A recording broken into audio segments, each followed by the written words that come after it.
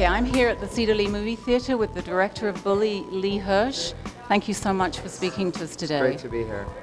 That was an amazingly profound experience. I really wanted to ask you, first and foremost, where these students are today.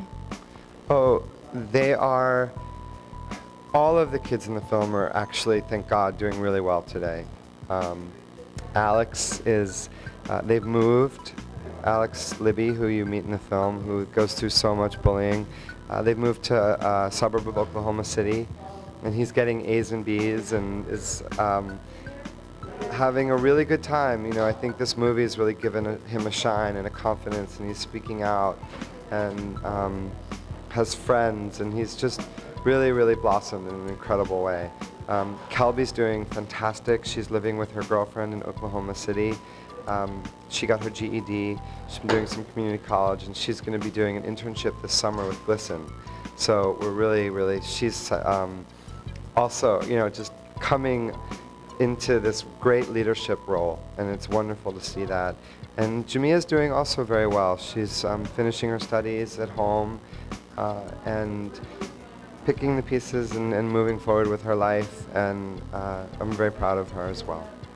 What was wonderful to see in the film was that these various stages of potential for transformation. So you see the tragedy of loss, and one of the things that was incredible about Alex was, and I don't know if it was his quote, but when he says, I don't believe in luck, but I believe in hope, which, well, it was so profound. I mean, you gave that young man a voice that is larger and louder and bigger than he could have anticipated, and It Begins With One was also very powerful. Did you have any idea that Beginning With One with you when you made this film of the impact it was going to have? I had hoped that it would have impact, but I didn't know that it would become the national story, that we would help influence the conversation, that you would start to see this tipping point in the way people think about bullying, and that they connect to their own power and possibility and making a difference. So it's been really humbling and just amazing to see that happen. Yeah, that idea that incremental is monumental. That that's a movement. It's like, you know, each person can find their road and can find their way, and what they do matters. That's what's really exciting, and that's what's happening. People all over the country are organizing screenings and town halls and conversations, and whole schools are going and whole districts are going, and then they're engaged in deep conversations about where do we go from here. And so in that way, it's very exciting. Yeah, the other thing that I did want to mention was that you talked about today was the courage it took for the assistant principal to put herself out there.